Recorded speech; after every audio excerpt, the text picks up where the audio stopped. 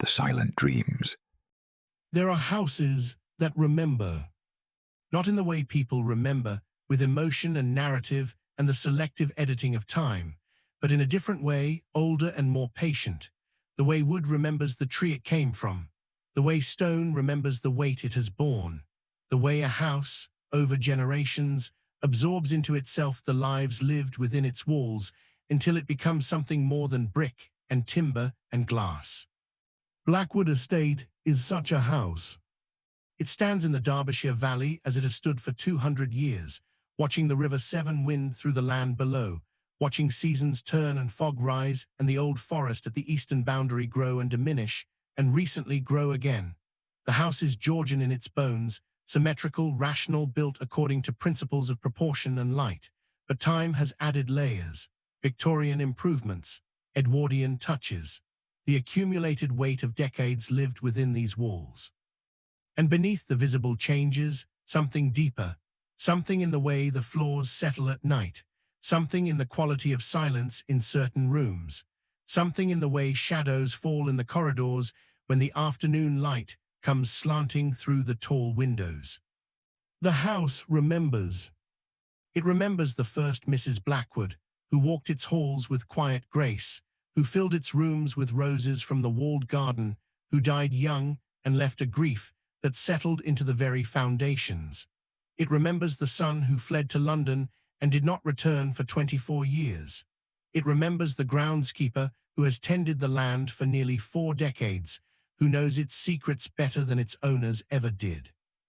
And it remembers, more recently, the man from Manchester who came with plans to modernize and profit, who cleared the ancient wild wood, who disturbed what should not have been disturbed.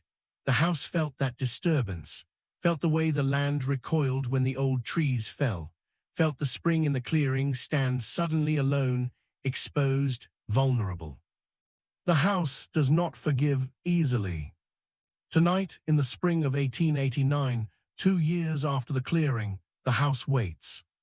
The fog has returned, not the natural fog that rises from the river each evening, but something thicker, more persistent. It has been present for 3 days now, pressing against the windows, filling the gardens, turning the familiar grounds into something strange and separate from the world beyond. Inside the house, lamps are lit early. Their amber glow pushes back the gathering darkness, but cannot quite dispel it. Shadows pool in corners. Corridors stretch longer than they should. Doors that were closed stand slightly ajar. And in the servants' quarters, the staff speak in whispers about sounds heard in the night, footsteps in empty hallways, doors opening and closing on their own, the sense of being watched by something that cannot be seen. Mrs. Crawford, the housekeeper, maintains order as she always has, but even she has noticed things.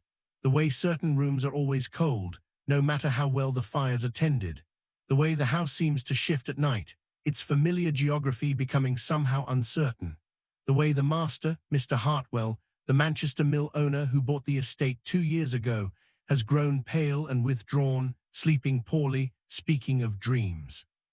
The house is restless. And tonight, it gains a new occupant. A young woman arrives on the evening train from London. She is 23 years old, dressed in a traveling suit of dark blue wool that has seen better days, carrying a single trunk that contains everything she owns. Her name is Catherine Ashford, and she has come to Blackwood Estate because she has nowhere else to go. The letter in her reticule is brief and formal. It is from a Mr. Edmund Blackwood, whom she has never met, but who claims to be her mother's cousin. He writes that he has learned of her circumstances, the death of her father, the debts that consumed the small house in Surrey, her position as governess terminated when the family moved to India without her. He writes that blood has obligations, that Blackwood Estate is large enough to accommodate an additional dependent, that she may come and reside here as his ward until such time as she makes other arrangements. It is not quite charity, the letter suggests, but it is close. Catherine reads the letter again as the carriage bears her up the long drive toward the house. The fog is so thick she can barely see the trees that line the road, only their dark shapes looming and receding. The wheels crunch on gravel. The horse's breath forms clouds in the cold air. And then the house appears. It rises from the fog like something conjured, vast and dark, its many windows glowing amber, its chimneys stark against the heavy sky. It is more imposing than Catherine imagined, more severe. It looks like a house that has opinions, that judges those who enter, that decides whether to welcome or reject. The carriage stops at the main entrance. A footman appears to collect her trunk. Mrs. Crawford emerges from the house, a tall woman in black with grey hair and a face that reveals nothing. "Miss Ashford," she says, not a question. "We have been expecting you. Please come inside. The master is indisposed this evening, but he will see you in the morning." Catherine steps down from the carriage and follows the housekeeper through the great oak door. And as she crosses the threshold, as she enters the entrance hall with its black and white marble floor and its grand staircase rising into shadow, she feels something. Not quite welcome, not quite warning, but something like recognition, as if the house has been waiting for her, as if it knows why she has come, even though she herself does not yet understand. The door closes behind her with a sound like finality. The fog presses against the windows. And somewhere deep in the house, in a corridor that should be empty, footsteps begin to walk. Slow, deliberate, approaching. Catherine does not hear them yet. But she will.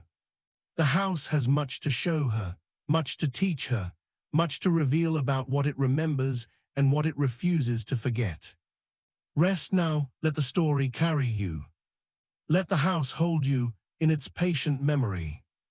Let sleep come gentle, like fog settling over old stones, like footsteps walking corridors that no longer exist, like the voice of a house that knows how to speak if you are willing to listen. The story begins. I arrive at Blackwood Estate on a Thursday evening in April, when the fog is thick enough to hide the world. The train from London takes most of the day, changing at Derby, waiting on cold platforms while rain spatters against my travelling cloak. By the time I reach the village station in the valley below the estate, the light is already failing, and the hired carriage that meets me moves through fog so dense I can see nothing beyond the sphere of the carriage lamps. My name is Catherine Ashford. I am 23 years old, unmarried, recently orphaned, and currently homeless. These are the facts of my situation, stated plainly because there is no point in pretending otherwise. My father died 6 months ago, leaving debts that consumed everything we owned. The family I worked for as governess departed for a posting in Calcutta and did not invite me to accompany them. I have £43 remaining from the sale of my mother's jewellery, no prospects, and a distant cousin I have never met who has offered me residence at his country estate. I am, in the language of novels, in reduced circumstances. The carriage climbs. I can feel the slope of the road, hear the horses' breathing grow laboured. Through the fog I catch glimpses of trees, old oaks, their branches bare despite the season, and once the dark shape of a wall, brick and ancient, disappearing into white nothing. The letter from Mr. Edmund Blackwood sits in my reticule. I have read it so many times I could recite it from memory. It is formal, brief, and offers neither warmth nor enthusiasm. Simply a statement: I am his cousin's daughter, blood creates obligations, I may reside at Blackwood Estate as his ward. There is no mention of employment, no suggestion of how I might earn my keep, no indication of what my life here will entail. But there is also no alternative, so I have come. The carriage turns, wheels crunching on gravel, and the house appears. I have seen grand houses before. I was educated at a decent school, worked in respectable homes, but Blackwood is something different. It rises from the fog like something alive, watching. Georgian symmetry, red brick darkened with age, tall windows that glow amber against the gathering night. 3 stories, 2 wings extending from a central block, chimneys rising into fog and darkness. It is beautiful in a severe way, imposing, a house that knows its own worth and expects deference. The carriage stops. A young footman appears, pale face, dark livery, and begins to unload my trunk without a word. And then an older woman emerges from the house, descending the front steps with measured pace. She is perhaps 65, dressed entirely in black, her grey hair pulled back in a severe bun. Her face is lined but handsome, her eyes sharp and assessing. She looks at me the way one might examine a piece of furniture being delivered, checking for damage, evaluating quality, deciding where it might fit. "Miss Ashford," she says, her voice is not unkind, but neither is it warm. "I am Mrs. Crawford, the housekeeper. We have been expecting you." "Thank you for," I begin, but she is already turning back toward the house. "The master is indisposed this evening. He will see you in the morning. I will show you to your room. Dinner was served at 7, but I can have something sent up if you are hungry." She does not wait for my answer, simply walks toward the house, clearly expecting me to follow. I gather my cloak and step down from the carriage. My boots click on the gravel. The air is cold and damp, carrying the smell of earth and old stone. Behind me, the footman struggles with my trunk. It is not heavy, but awkward, and I resist the urge to help him. I am a ward now, not a governess. I must learn to accept service rather than provide it. I climb the steps and pass through the great oak door into Blackwood Estate. The entrance hall steals my breath. It is vast, black and white marble floor in a checkerboard pattern, walls panelled in dark wood, a grand staircase rising from the centre and splitting left and right at a landing where a tall window overlooks the fog-shrouded grounds. Above, a chandelier hangs dark and silent, unlit. The light comes from wall sconces, amber and flickering, creating more shadows than illumination. The hall is cold, not merely unheated, but actively cold, as if the house is carved from ice rather than brick and wood. My breath forms clouds. I pull my cloak tighter. Mrs. Crawford does not seem to notice the cold. She walks across the marble floor, her footsteps echoing, and begins to climb the stairs. "Your room is in the east wing," she says without looking back. "The master's apartments are in the west wing. The ground floor contains the drawing rooms, dining room, library, and my office. The servants' quarters are in the attic. You will take your meals in the small dining room unless the master specifically invites you to join him, which I expect will be rare." We reach the landing and turn right, into a corridor that stretches into shadow. Moory wall sconces, more flickering light, more cold. The corridor seems impossibly long for the size of the house I saw from outside. Doors line both sides, all closed. Dark wood, brass handles, no indication of what lies behind them. Mrs. Crawford walks past them without pause, her pace steady, her breathing even. I follow, my own breathing less steady, my awareness growing that we are moving deeper into the house, farther from the entrance, farther from the possibility of retreat. Finally, she stops before a door indistinguishable from all the others. "This will be your room," she says, producing a key from somewhere in her black dress. "The room has not been used in some years, but it has been aired and prepared. You will find it adequate." She unlocks the door and pushes it open. The room beyond is larger than I expected, a four-poster bed against one wall, a wardrobe and dresser, a writing desk near the window, a fireplace with a small fire already burning. The walls are papered in a pattern of faded roses. The curtains are drawn against the fog and night. "Your trunk will be brought up shortly," Mrs. Crawford continues. "There is fresh water in the pitcher. Breakfast is served at 8 in the small dining room, which is on the ground floor, second door on the right past the library. If you need anything, there is a bell pull by the bed. Ring twice for a maid." She turns to go, then pauses at the threshold and looks back at me. "A word of advice, Miss Ashford," she says, her voice lower now, almost confidential. "This is a large house, and it can be confusing, particularly at night. I would suggest remaining in your room after dark, unless absolutely necessary. The corridors can be difficult to navigate in the dark, and we would not want you to become lost. There is something in her eyes, not quite warning, but not quite concern either. Something that suggests she knows more than she is saying. Thank you, I manage. I will remember that. She nods once and leaves, pulling the door closed behind her. I stand alone in the room, listening to her footsteps recede down the corridor. They fade quickly, absorbed by the house, until there is only silence. I remove my cloak and hat and sit on the edge of the bed. The mattress is firm, the coverlet clean but worn. The fire crackles softly in the grate, providing warmth but failing to dispel the underlying cold that seems to emanate from the walls themselves. This is my home now, for however long now might be. I look around the room, taking inventory. The roses on the wallpaper are pink, faded to near white in places where sunlight has touched them year after year. The furniture is good quality, but old-fashioned, the style of 30 or 40 years ago. The mirror above the dresser is spotted with age. It is, as Mrs. Crawford said, adequate. But it is also deeply, profoundly sad. A room that has been empty for years, waiting. A room that remembers whoever occupied it last, but has tried to forget. I stand and walk to the window, pulling back the curtain. The fog is impenetrable. I can see my own reflection in the glass, a pale face, dark hair coming loose from its pins, eyes that look larger than they should, shadowed with exhaustion. Behind my reflection, the room glows warm with firelight.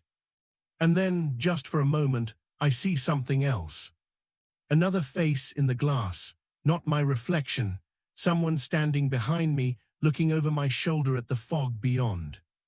I spin around. The room is empty. Only the fire, crackling, only my trunk, just now being set down inside the door by the pale footman, who nods and leaves without speaking. Only silence. I turn back to the window. My reflection stares back at me, alone. I must be more tired than I realized. The long journey, the stress of the past months, the strangeness of arriving in an unfamiliar house, in fog and darkness, it is playing tricks on my perception. There was no face in the glass, only my imagination, overactive and undernourished. I close the curtain and return to unpacking my trunk. But as I work, I find myself glancing at the window, at the mirror, at the door which I have locked but which somehow does not feel entirely secure. And I remember Mrs. Crawford's advice, remain in your room after dark, do not wander the corridors. Good advice, certainly. But as I will discover in the nights to come, some doors open on their own. Some corridors must be walked whether you wish to or not. And some houses do not permit their occupants to simply remain in their rooms, passive and obedient. Blackwood Estate has something to show me. And whether I am ready or not, it has decided to begin. I do not sleep well. The bed is comfortable enough, the room warm from the fire, the house quiet, but I cannot settle. Every time I close my eyes, I find myself listening, waiting for something I cannot name. The house makes sounds at night. Not unusual sounds, any old building settles, contracts with cold, shifts with the weight of years. But these sounds feel deliberate, purposeful, as if the house is moving through its own nighttime rituals, independent of its human occupants. Creaks in the ceiling above me, whispers in the walls, the soft sound of a door closing somewhere distant, footsteps in the corridor outside my room, or what might be footsteps, or might be water in the pipes, or might be my imagination constructing narrative from random noise. I lie in the darkness and count my breaths, in, out, a technique learned in childhood when anxiety threatened to overwhelm. Count the breath, anchor yourself in the physical, let the mind quiet. But the mind refuses to quiet. I think about my father, dead these 6 months, about the debts he left, the creditors who appeared like crows after his funeral, picking through our possessions, about my mother's jewelry, sold piece by piece to pay rent and buy food, about the family who employed me as governess, kind enough people who nevertheless did not invite me to India because an unmarried woman of no family consequence is not an asset but a burden.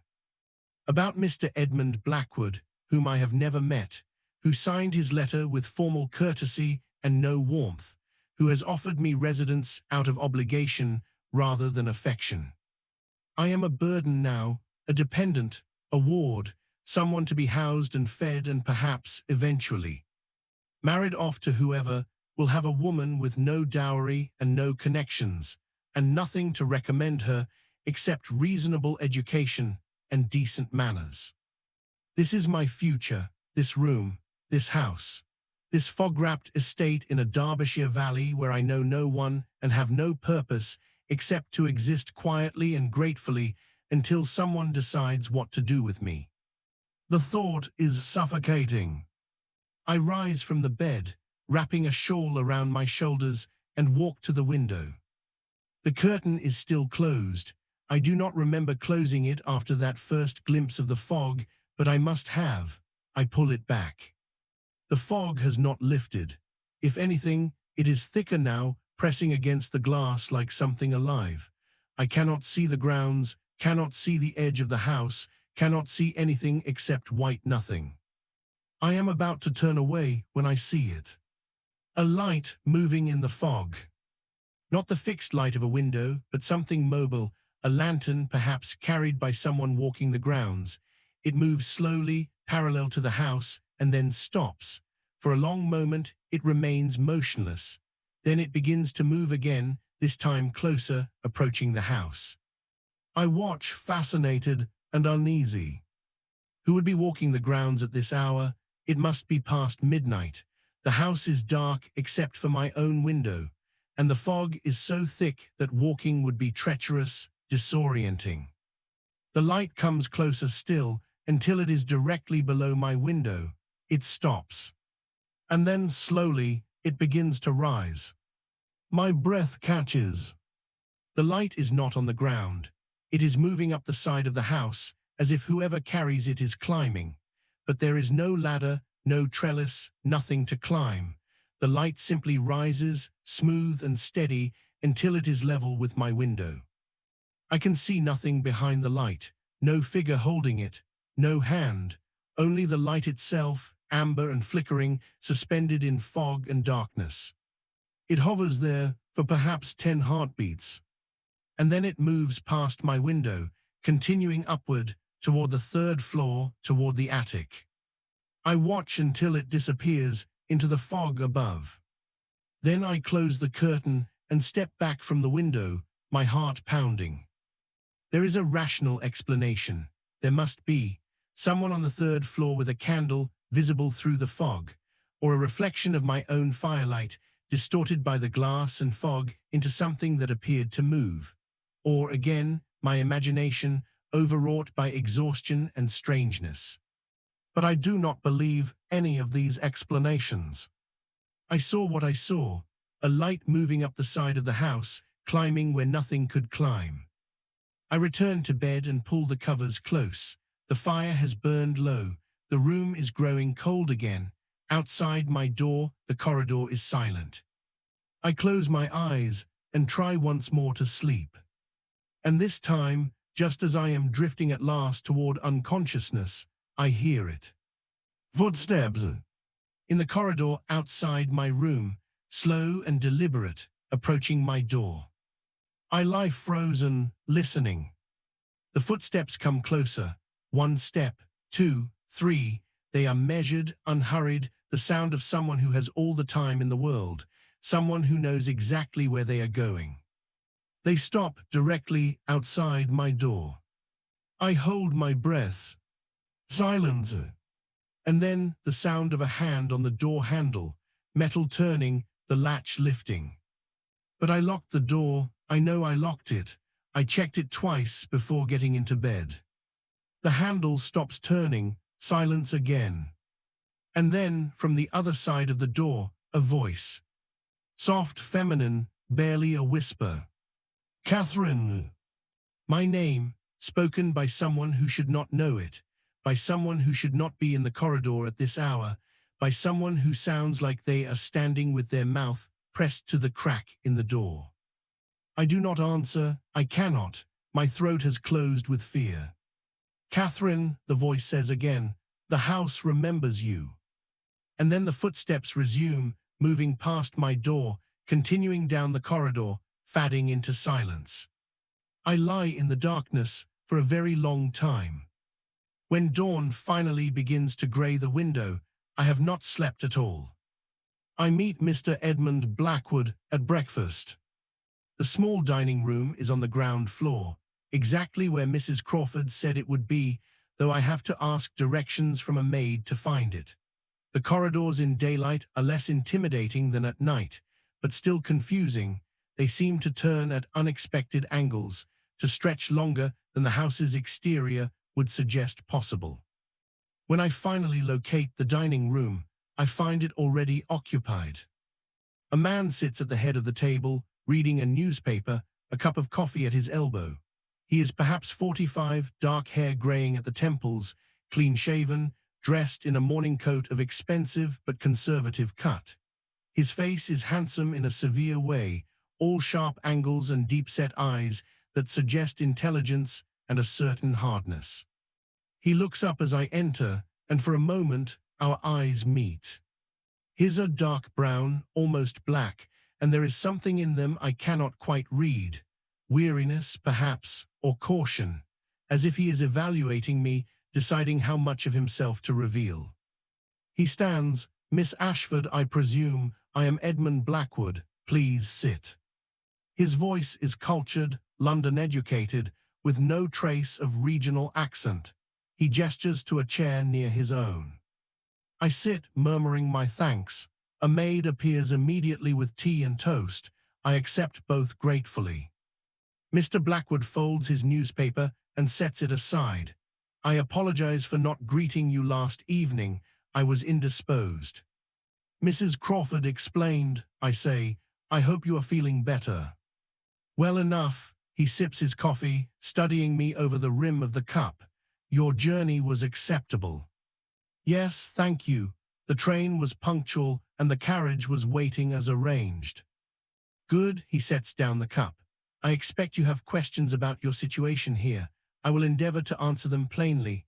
You are my ward, by blood connection and legal arrangement. You will reside here at Blackwood Estate until such time as you marry or make other suitable arrangements. You will have your own room, take your meals in this room, unless I specifically invite you otherwise, and have access to the library and grounds. In exchange, I ask only that you comport yourself with discretion and do not create difficulties for the staff. It is delivered as a speech, rehearsed and formal. I understand that he has thought about how to handle my arrival, has decided on boundaries and expectations, and is now communicating them as one would communicate the rules of a business arrangement.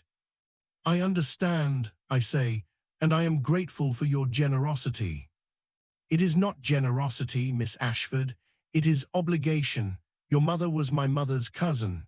When I learned of your circumstances, I recognized that I had a responsibility. I am merely fulfilling it. The honesty is brutal, but also, in its way, clarifying. He does not want gratitude. He does not want affection. He simply wants the arrangement to function smoothly, with minimum disruption to his life. Nevertheless, I say quietly, I appreciate it. He inclines his head, neither accepting nor rejecting my appreciation. You will find Blackwood a quiet estate. I spend most of my time in London, returning here only occasionally for estate business. The house is managed by Mrs. Crawford, who is competent and trustworthy. The grounds are tended by Mr. Thorne, who has been here longer than anyone. If you need anything, speak to Mrs. Crawford. I will. We eat in silence for a few moments. I nibble toast I do not taste, watching him from the corner of my eye. He seems distracted, his attention not fully present. Several times he glances toward the window, toward the fog that still presses against the glass. Finally, I gather my courage and speak. Mr. Blackwood, May I ask a question? He looks at me, his expression neutral. Of course. Last night I thought I heard sounds in the corridor outside my room, footsteps, and a voice. His expression does not change, but I see his hand tighten slightly on his coffee cup. Old houses make sounds, Miss Ashford, particularly at night. You will grow accustomed to them. Of course, I say, but I press on, and I saw a light outside my window moving up the side of the house. Now his expression does change, only slightly, a tightening around the eyes, a pause before he responds, but enough that I know he has heard something similar, has seen something similar. The fog creates optical illusions, he says carefully. Reflections, distortions of light.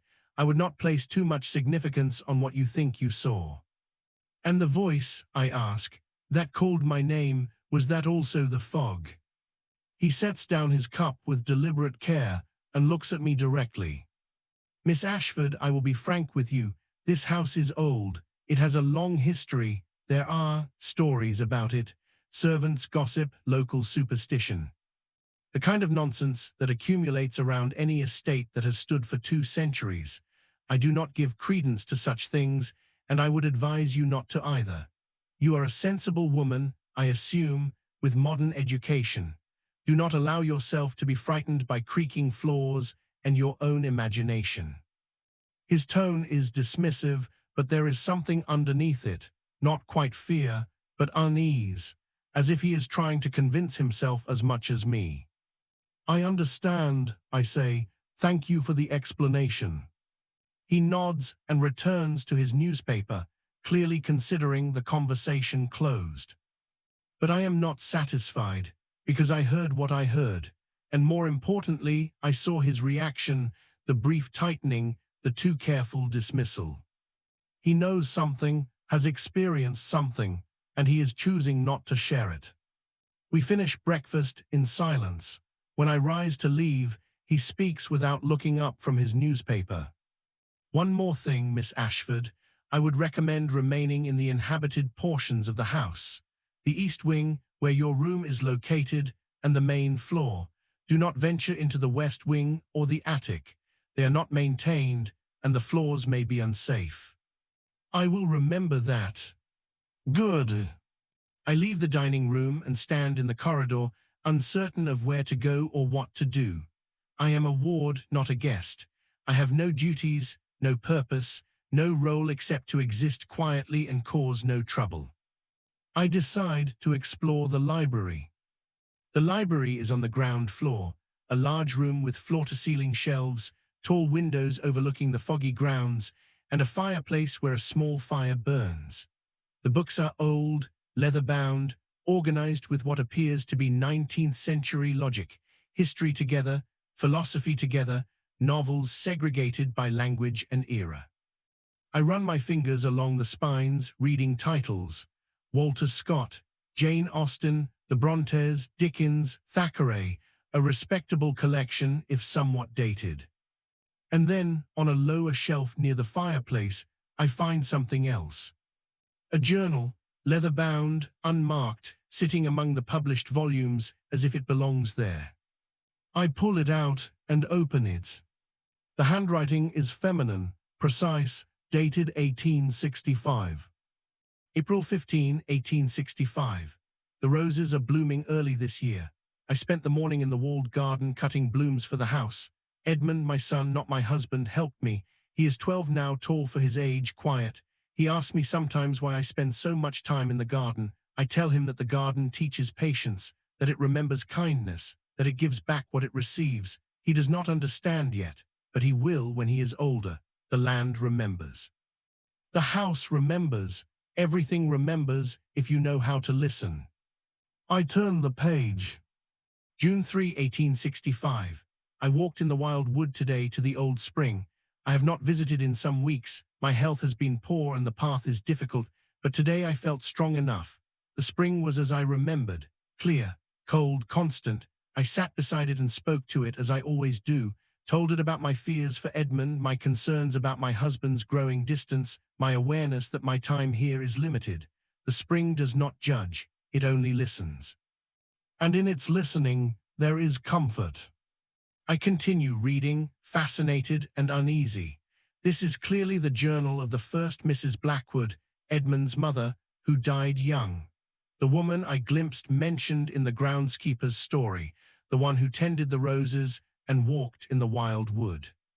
September 21, 1865. The house is restless. I can feel it at night when everyone else is asleep, doors opening that should remain closed, shadows moving in corridors that should be empty. My husband says I am imagining things, that the illness is affecting my mind. But I know better. The house is trying to tell me something. It knows what is coming. It always knows. The entries become shorter, less frequent. The handwriting grows weaker. October 10, 1865. I am dying. The doctors do not say it directly, but I can read it in their faces. I have perhaps weeks. I am not frightened. Death is only another season, another dormancy before the spring. What frightens me is leaving Edmund without teaching him everything he needs to know. How to tend the land with care, how to honor the old agreements, how to listen to what the house remembers. He is young and he will forget, and forgetting is dangerous here. October 24, 1865. My last entry. Perhaps I am too weak to write more, but I want to record this. The house has made me a promise. It will watch over Edmund even when I cannot. It will remember me even when everyone else forgets. It will preserve what needs to be preserved. I trust it. I have always trusted it. The house knows, the land knows, the water remembers, and so do I. The journal ends there. I close it slowly, my hands trembling slightly. This woman, Mrs. Blackwood, believed the house was alive, conscious, capable of remembering and acting, and she died believing the house would protect her son. I remember Edmund Blackwood's face this morning, the weariness, the careful dismissal of my questions, the warning to avoid certain parts of the house. What has the house shown him? What has it remembered? And more importantly, why is it showing these things to me? I return the journal to the shelf and leave the library, my mind racing. The house remembers. The words echo in my head, matching the rhythm of my footsteps as I climb the stairs to my room. The house remembers. And it wants me to remember too. I spend the afternoon in my room, trying to read, but finding it impossible to concentrate. Outside, the fog persists. I can hear rain now, soft and steady against the window. The fire in my grate burns low, and I ring for more coal. A maid appears, different from this morning, younger, with a nervous disposition, and tends the fire without speaking. As she works, I ask, "What is your name?" She glances at me, startled, as if unused to being addressed directly. "Mary, miss." "Mary, have you worked here long?" "3 years, miss." "And do you like it here?" She hesitates, her hands still busy with the coal scuttle. "It's a good position, miss. Mrs. Crawford is fair, and the wages are regular." "That's not quite what I asked." She straightens, brushing coal dust from her apron, and looks at me directly for the first time. She is perhaps 19, with fair hair and eyes that suggest intelligence. "May I speak plainly, miss?" "Please." The house is strange, always has been, I'm told, though it's grown stranger in the past 2 years. Things happen here that don't happen in normal houses, doors that lock themselves, rooms that change temperature for no reason, sounds at night. And the servants who have been here longest, like Mrs. Crawford and Mr. Thorne, they know things they don't share with the rest of us. They look at certain parts of the house like they're waiting for something, like they're watching. "Watching for what?" "I don't know, miss, and I'm not certain I want to know." She picks up the coal scuttle. "Will there be anything else?" "No, thank you, Mary." She nods and leaves, closing the door softly behind her. I sit by the fire, thinking about what she said. The house has grown stranger in the past 2 years, which would be shortly after Mr. Edmund Blackwood sold the estate, shortly after the wild wood was cleared, shortly after whatever agreements the first Mrs. Blackwood spoke of were broken. The land remembers, the house remembers. And now it is acting on those memories. Evening comes early, the light fading into deeper grey, the fog pressing closer. Dinner is brought to my room on a tray. I have not been invited to dine with Mr. Blackwood, and I am relieved. I eat without appetite and then sit by the fire, wrapped in my shawl, watching the flames. I am determined not to sleep. Not yet. I want to be awake, alert, when the sounds begin. I want to understand what is happening in this house, rather than cowering in my bed and pretending it is all imagination.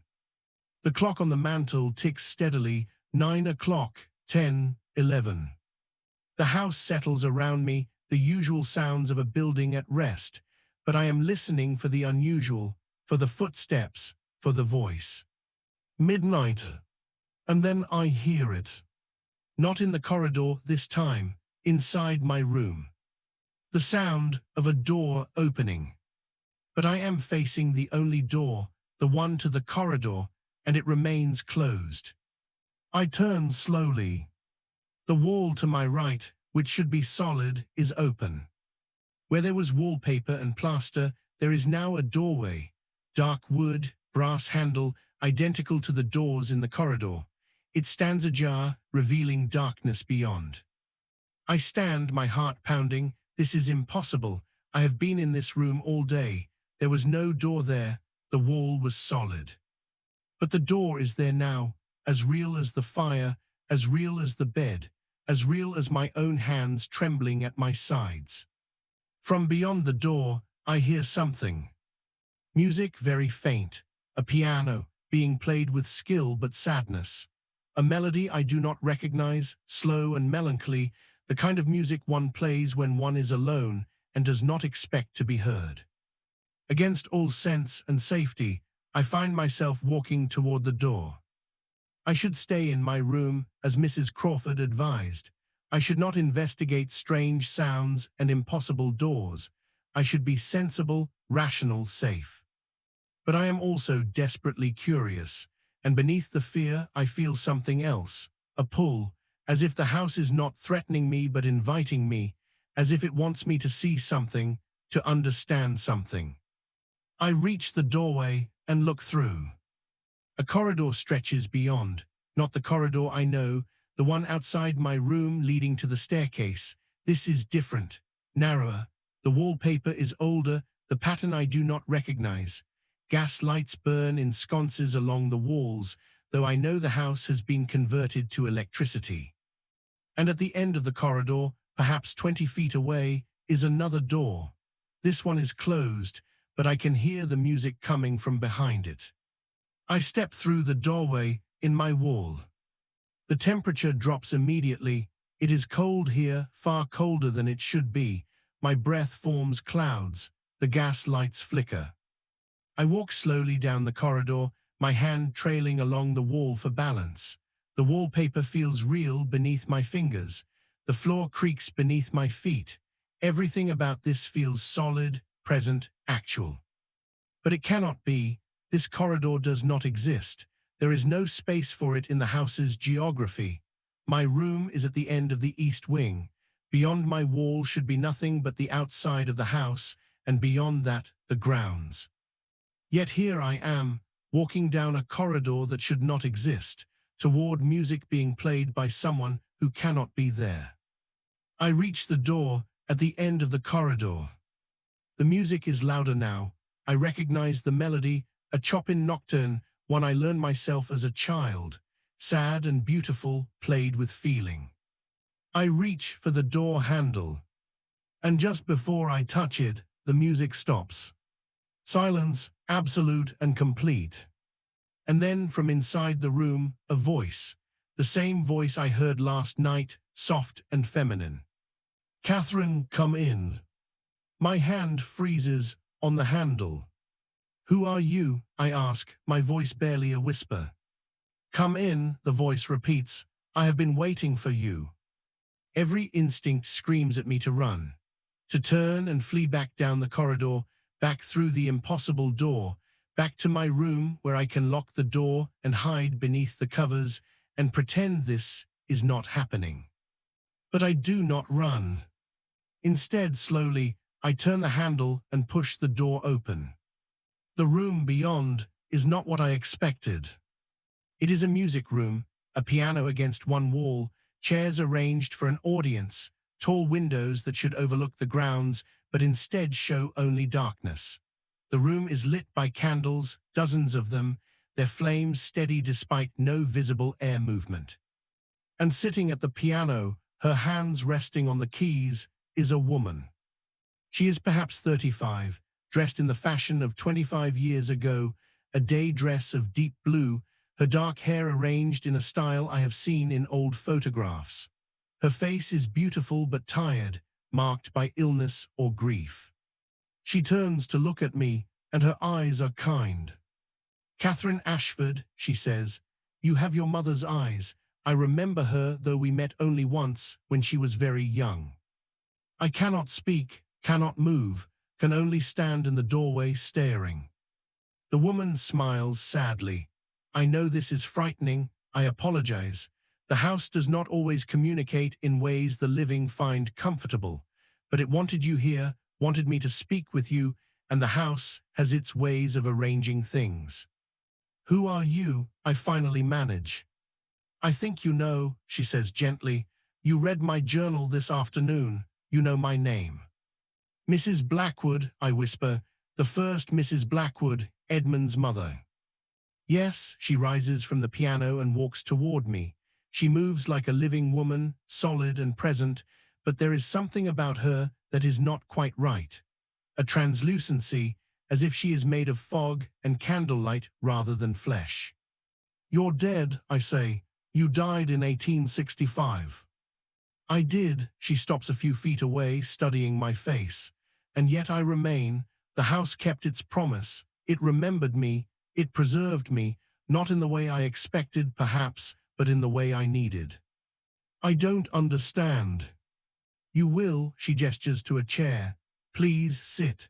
We have much to discuss, and I do not know how long the house will allow this meeting to last." I sit because my legs are shaking, and I fear I will fall if I do not. Mrs. Blackwood, or her ghost, or her memory, or whatever she is, sits across from me, her hands folded in her lap. "First," she says, "you must understand that I mean you no harm, nor does the house, though I know its methods can be unsettling. The house is not malicious, but it is particular, it has standards, it has memory, and it has been disturbed. By the clearing," I say, 2 years ago, when the wild wood was cut." Her expression darkens. "Yes, the agreement was broken, the sacred ground was violated, the spring was left exposed, vulnerable.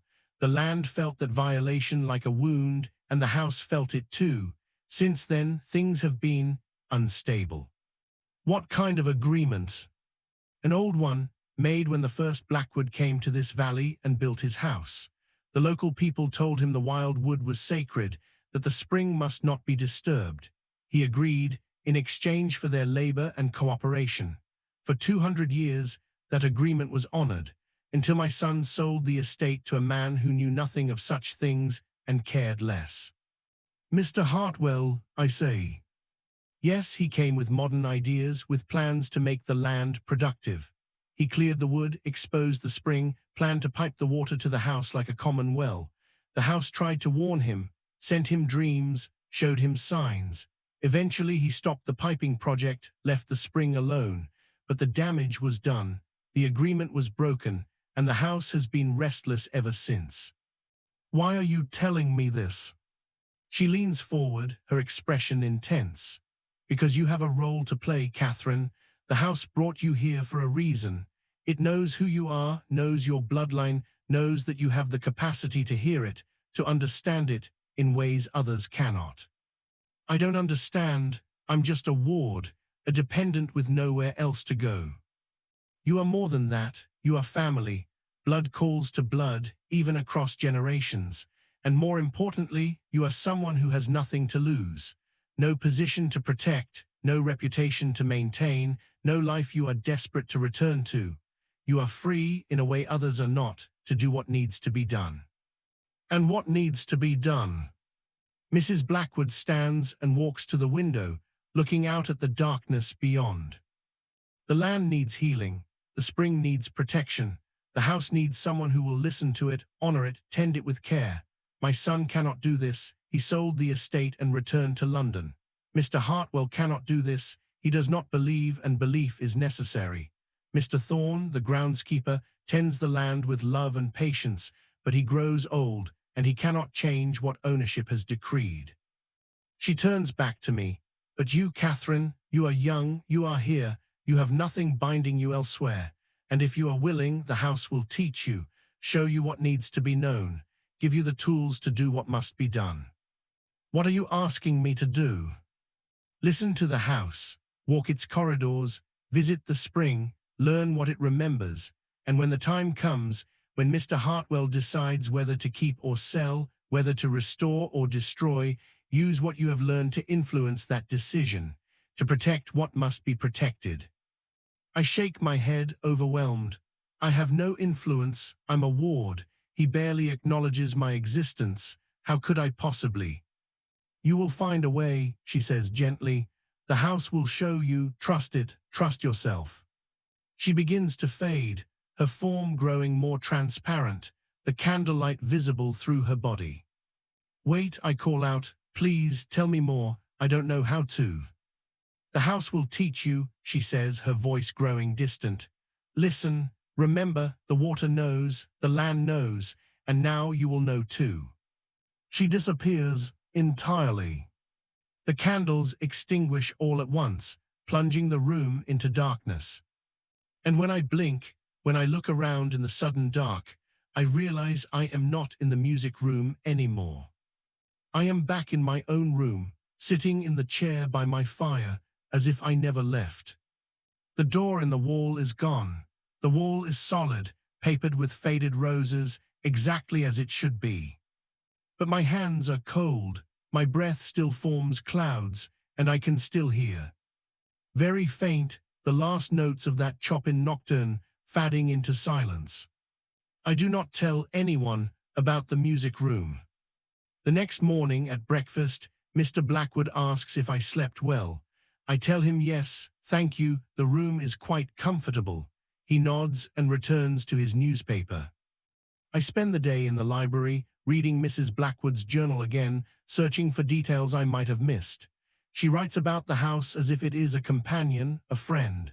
She speaks to it, thanks it, trusts it with her fears and hopes. She believes it is conscious, aware, capable of choice. And based on what I experienced last night, I am beginning to believe it too. The fog lifts on the third day. I wake to sunlight streaming through my window, pale April sun, but sun nonetheless. The grounds are revealed, formal gardens near the house, terraced lawns sloping toward the river valley, and beyond, at the eastern boundary, a cleared expanse that must be where the wild wood once stood. I dress quickly and go downstairs. Mrs. Crawford is in the entrance hall, directing maids. Good morning, Miss Ashford. Good morning, Mrs. Crawford. The weather has cleared. Yes, a welcome change. She studies me for a moment.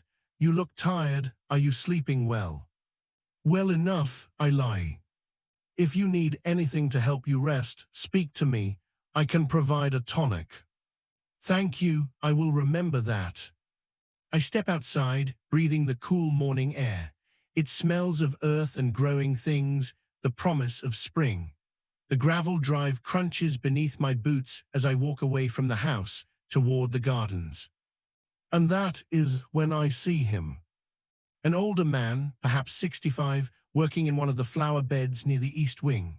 He wears work clothes, wool trousers, heavy shirt, a cap, and moves with the deliberate care of someone who has performed this work for decades. His face is weathered, his beard gray, his hands gnarled from labor. He looks up as I approach, and his eyes, pale blue, sharp despite his age, assess me with the same measuring quality Mrs. Crawford possesses. You must be Miss Ashford, he says. His voice is rough but kind. The new ward. Yes, and you are. William Thorne, groundskeeper. He straightens, brushing dirt from his hands. I've been expecting to meet you. Expecting me? The house told me you would come. I stare at him, uncertain how to respond. He smiles slightly. I see Mrs. Crawford has not warned you about the mad groundskeeper who talks to the estate like it's a person. I apologize for startling you, but I speak plainly, Miss Ashford, and the truth is that this house is alive in ways most people do not understand. You've felt it, I expect, heard it, seen things that should not be possible. Yes, I admit quietly, I have. He nods as if this confirms something he already knew. Walk with me, if you would. There are things you should know. We walk together along the garden paths, away from the house, toward the eastern boundary. As we walk, he speaks. I have worked these grounds for 39 years now. I have seen 3 generations of Blackwoods. I knew the first Mrs. Blackwood, the one whose journal you found in the library. She was a wise woman, kind and patient. She understood this land in ways her husband never did. When she died, the house grieved, and when her son sold the estate to Mr. Hartwell, the house felt betrayed. She spoke to me, I say, last night, or her ghost did, I don't know what to call it. Call it what it is, a memory preserved by the house. She loved this place, and the house loved her, and so it keeps her close. Not uncommon in houses this old, particularly houses that stand on land that has been sacred since before there were houses. We reach the eastern edge of the formal gardens. Beyond lies the cleared land, stumps and bare earth, slowly being reclaimed by weeds and wildflowers. In the center of the clearing, perhaps 100 yards distant, I can see a small circular structure of brick. The spring, Mr. Thorne says, following my gaze. What remains of the sacred ground? 2 years ago, all of this was wild wood, old oaks, thick undergrowth, land that had never been touched by plow or axe. Mr. Hartwell cleared it all, planning to make pasture. He discovered the spring and wanted to pipe it to the house. But the land spoke to him in dreams, and eventually he stopped, left the spring alone, but the damage was done. Can it be healed? I ask. In time, land heals itself if given space and patience. Seeds fall, roots spread, trees grow. In 50 years, perhaps 100, this could be forest again, but that is beyond any human lifespan, beyond any single person's care.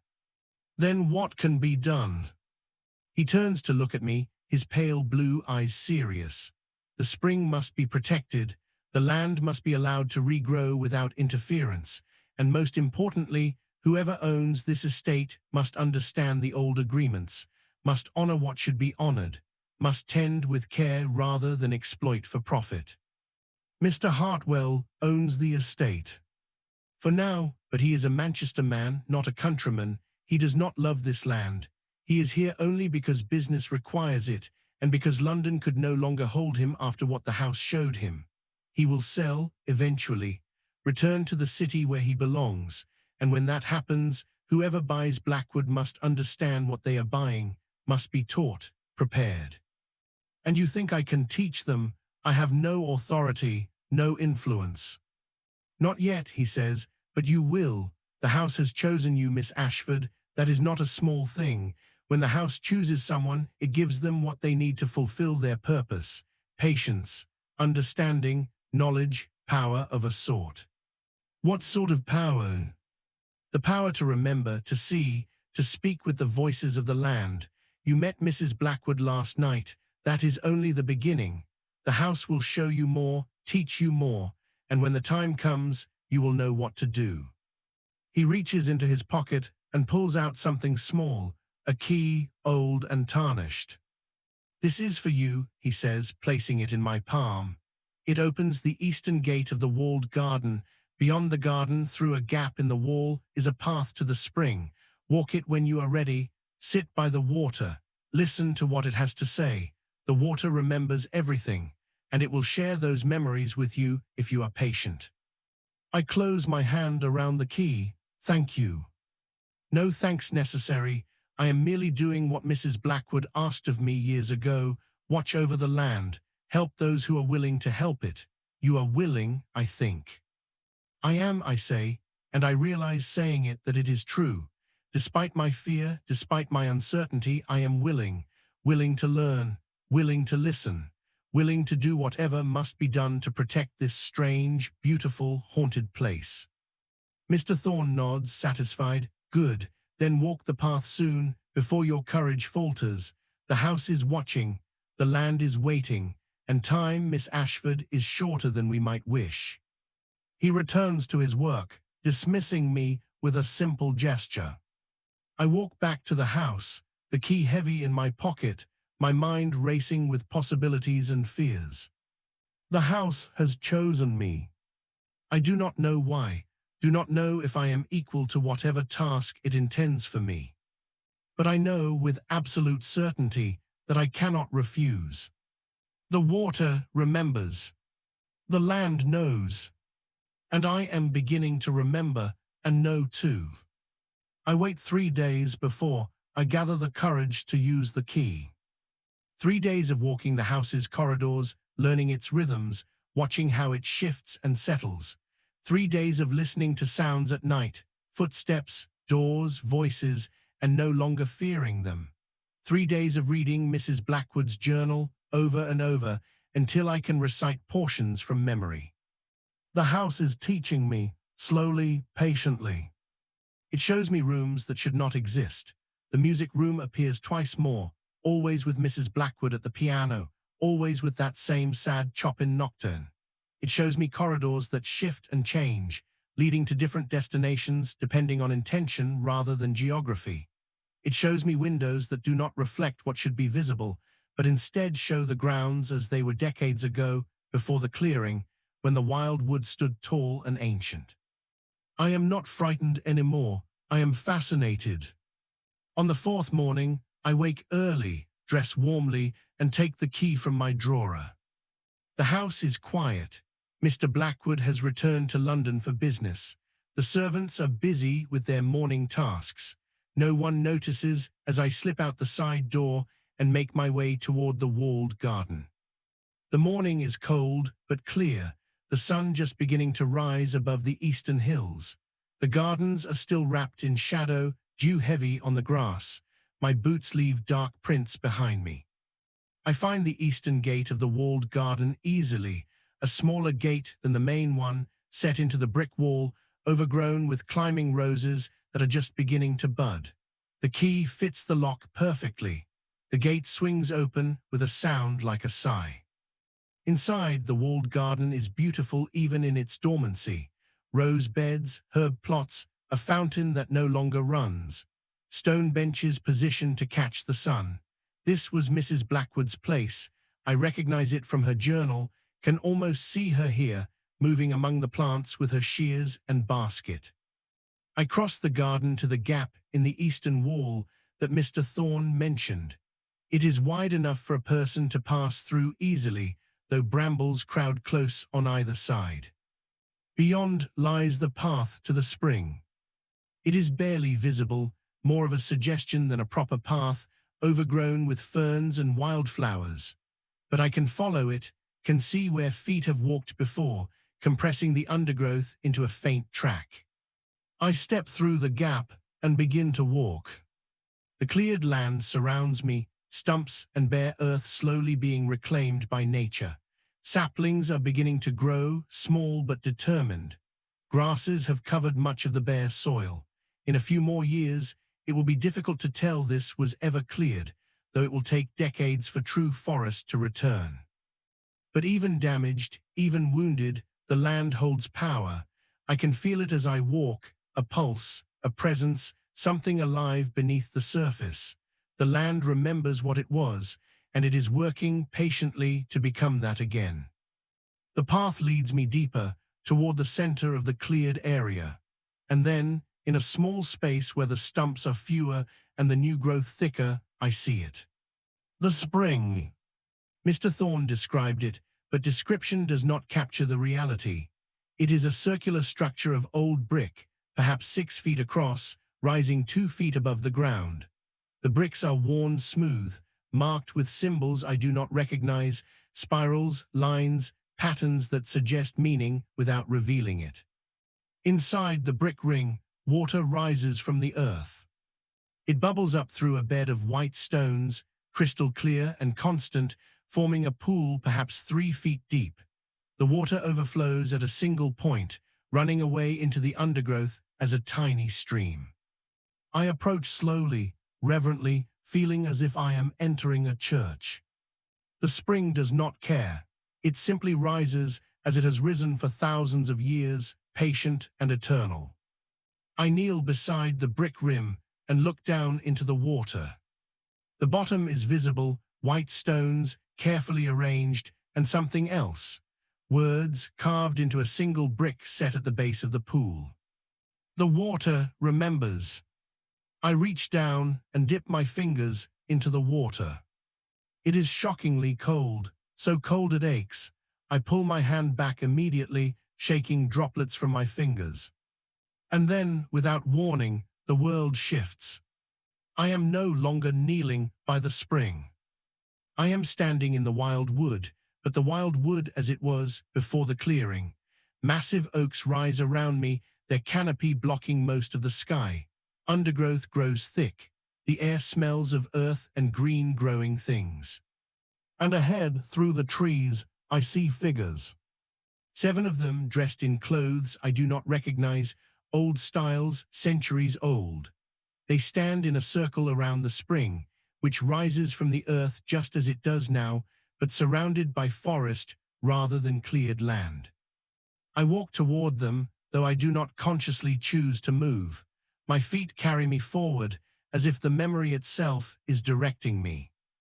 The figures do not acknowledge my presence. They are focused on the spring, on some ritual or ceremony I do not understand. One of them speaks, the tallest, carrying a staff carved with symbols. The voice is like wind through branches, like water over stone. This water rises from the deep places. It carries memory from the beginning of time. What touches this water is remembered. What is remembered cannot be lost. We mark this place as sacred. We charge ourselves with its protection. We make covenant with the land. We will honor what must be honored. We will protect what must be protected. We will remember what must be remembered. The other figures respond in unison. We covenant, we remember, we protect. And then the scene shifts again. I am in the same place, but time has moved forward. The trees are larger. The brick structure around the spring is newer, the mortar still fresh. A man stands beside it, the first Blackwood I realize, the one who built the manor house. He is speaking with villagers, making his agreement to leave the wild wood untouched. I will honor this, he says, I and my family after me. The sacred ground will remain sacred. The spring will remain protected. This I promise. The scene shifts again. Now I am seeing Mrs. Blackwood, the first Mrs. Blackwood, young and healthy, sitting beside the spring in full summer. She has her journal with her, and she is writing, speaking aloud as she does. The spring is patient, she says. It does not judge, it simply remembers, and in remembering it teaches that some things endure, that care matters, that the land gives back what it receives. I will teach Edmund these things. I will make certain he understands. The covenant must continue. Memory must be preserved. Shift again. Mr. Hartwell, standing in the clearing after the trees have fallen. He looks at the spring with calculating eyes, seeing only resource, only utility. He does not kneel, does not listen, does not understand. Behind him, visible to me but not to him, the 7 guardians stand watching, silent, judging. Vinyl shift. I am seeing the spring as it is now, in this moment. And standing beside it, looking at me across 200 years and through layers of memory, is Mrs. Blackwood. You see, she says softly, you understand now. The water remembers everything, every covenant made, every promise broken, every act of care and every act of violation. It holds all of this, preserves all of this, and now it has shared it with you. Why, I ask, why me? Because you are willing to see, to listen, to remember, and because you will be here when the choice must be made, when Mr. Hartwell decides to sell, When new owners come, you will remember what they must know. You will carry the memory forward. You are the covenant's keeper now, Catherine, whether you intended it or not. I don't know how to. You will learn, the house will teach you, the land will guide you, and when the time comes, you will speak with the authority of memory itself. The water remembers, and now so do you. The vision fades. I blink, and I am kneeling beside the spring again, my fingers wet with its cold water, the morning sun warm on my back. But I am not the same person who knelt here moments ago. I carry memory now, not my own memory, but the land's, the spring's, 200 years of covenant and care and broken promises. And I understand, finally, what Mrs. Blackwood meant when she said, I have a role to play. I am not just a ward, not just a dependent with nowhere else to go. I am the keeper of memory, the voice that will speak when the land cannot speak for itself, the bridge between what was promised and what must be preserved. I do not know how I will do this, do not know what power I truly have. But I know with absolute certainty that I will find a way. Because the water remembers. And now I remember too. Spring deepens into summer. The gardens bloom. The cleared land grows greener, saplings reaching toward the sun. The house settles into its rhythms, still strange, still shifting, but no longer quite as restless. Mr. Hartwell returns from London in June, pale and weary. He calls me to the library one afternoon. Miss Ashford, he says, I have decided to sell Blackwood Estate. My heart clenches, but I keep my expression neutral. I see. I am not meant for country life. The house does not suit me. I have found a buyer, a gentleman from Yorkshire, a scholar interested in local history and preservation. He will take possession in August. Will you return to Manchester? No, I find I cannot return there either. London, perhaps, or abroad, somewhere without memory. He looks haunted. The house has shown him things, I know, dreams that became nightmares, visions he cannot dismiss as imagination. He is running, and he will never quite escape what he experienced here. The buyer, I say carefully, what sort of man is he? Scholarly, methodical. He has made inquiries about the estate's history, asked about local traditions. I believe he will respect what is here. And will he retain the staff, Mr. Thorne, Mrs. Crawford? That will be his decision, but I have recommended that he do so, yes. And your ward, I ask quietly, what becomes of me? He meets my eyes, and for the first time I see something like respect there. I have made arrangements. You will remain here, if you wish, as companion to the new owner's sister. The position includes wages, separate from your status as ward. You would have independence, purpose. Relief floods through me, thank you. It seemed appropriate. You have adapted well to Blackwood, better than I did, better than I ever could. He does not say it, but I hear it nonetheless. The house wants you to stay, and even he, skeptical and rational and desperate to leave, cannot ignore what the house wants. August arrives. The new owner is a Mr. Thomas Ashcroft, perhaps 50, with grey hair and kind eyes, and a genuine interest in the land he is purchasing. He walks the grounds with Mr. Thorne, asking questions, listening to the answers. He visits the spring and kneels beside it with reverence, not calculation. He is a good man, a careful man, someone who might understand, given time and teaching. His sister, Miss Elena Ashcroft, is a woman of similar temperament, intelligent, curious, respectful. She and I become friends quickly. She asks me to show her the house, and I do, explaining its history, its quirks, its beauty. I do not yet tell her about the rooms that shift, about Mrs. Blackwood's ghost, about the covenant. That will come later, when she is ready, when the house decides she should know. For now, I simply guide her, help her settle, teach her to love this place the way I have learned to love it. Mr. Hartwell leaves on a grey morning in late August. He does not say goodbye, simply departs before dawn as if fleeing. I watch his carriage disappear down the drive, swallowed by morning mist. Good riddance, I think. The house thinks it too. That evening, I walk to the spring. The walled garden is lush with summer roses. The path through the cleared land is easier now, the saplings thicker, the undergrowth fuller. When I reach the spring, I am not surprised to find Mrs. Blackwood already there. She sits on the brick rim, her ghostly form solid in the twilight, her expression peaceful. "You stayed," she says. "I knew you would. I could not leave, not now, not knowing what I know." "And what do you know, Catherine?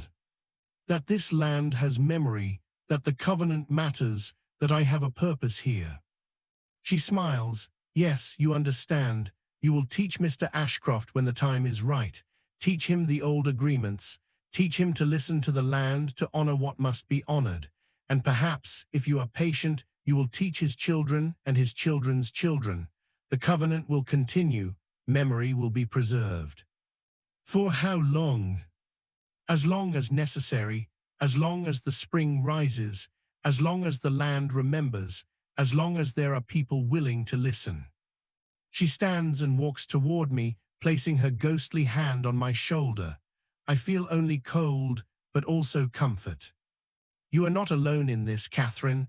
The house is with you, I am with you, Mr. Thorne is with you, the guardians watch, the land remembers, you have more support than you know." "Thank you," I whisper.